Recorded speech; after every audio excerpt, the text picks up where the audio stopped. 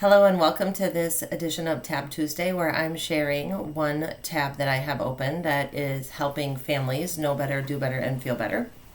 And today I have lots of tabs open under this topic as I was trying to decide if I should talk about ways to keep families talking and connecting through conversation, or if I should talk about how to have those challenging conversations and how to work through some of those tougher times to communicate. So if we can't even sit in a room together and have a respectful and reasonable conversation with someone, it's really hard to even just sit down and have coffee talk, which I call it, just to have conversations back and forth to get to know each other and just connect in a casual way. So I'm going to start a couple sessions of Tab Tuesday talking about communication and conversation. I'm just going to start today with a real basic, just kind of a reminder to think about some guidelines for when we are talking to each other, and whether we have strained relationships or whether we have good relationships. I remember pretty clearly an acronym that I stumbled upon years and years ago in my work with elementary students.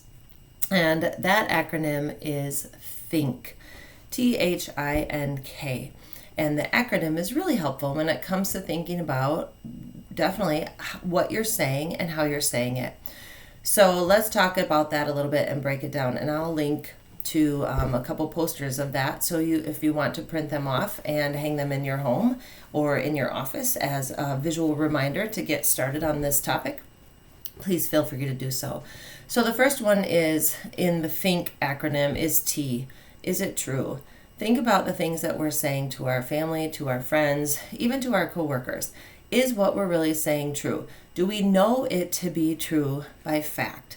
Sometimes we just say things because we think they're true and they're not really true. And unless we really have observed them or it's a fact that we are relaying, then you might want to stop and think, is this really something true I should be sharing?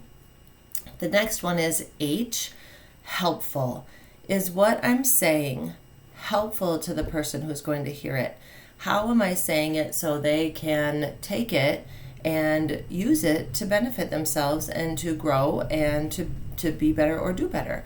Now, sometimes the most helpful things are not always the kind things. And it depends on how the person is receiving that information. So I think as mom, well, yes, everything I tell my children should be helpful. I'm doing it because I love them. I'm doing it because it's in their best interest, right? But my children don't always hear it come out as helpful. They hear it as nagging. They hear it as, criticism. So really, I want to think about how I'm wording things, and if what I'm saying is really going to be helpful to them in building and connecting our relationship, or if it's going to be something that might divide us. Now, you're probably thinking, well, how do all these things work? Well, that's why we're going to do a series on this, okay? All right, the next I in the THINK acronym is inspiring. A lot of the times we hear tons and tons of negative things all day long. We are exposed from research that I remember reading from a book in 2012, so it's been a long time ago, but research shows that we are exposed to almost hundreds and thousands of negative things a day. If you think about music, you think about social media, hearing conversations, people complaining, frustrations happening all around us, we're exposed to a lot of negative things. So is what I'm saying to someone going to inspire them? Is it going to encourage them and challenge them to grow and pep them up? And I'm not saying to do this in a fake and false way, but really to just consider, is something I'm doing building something up, filling their bucket, or is it really kind of tearing people down?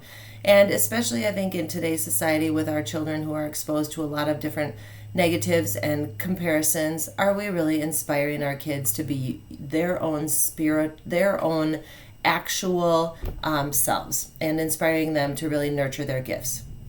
The N in THINK is necessary. Now, I also need to check myself with this one, because necessary doesn't always mean I should say it either.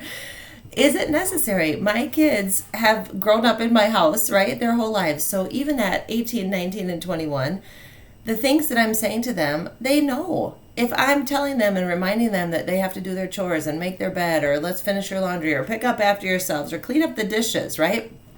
That's not necessary for me to tell them, because they've lived here for almost 20 years and they know that that's the expectation. Now, why do I do it? Because it helps me, right? It helps me. Does it really help them? Is it necessary for me to tell them over and over and over again what they need to do? No. Maybe I could change the way I phrase that. Maybe I could reword it. I could say something like, hey, take a look around. What do you need to do in the house to help keep the house nice and neat? Thanks for doing that. That's all I need to say. It's encouraging. It's helpful. It's not nagging.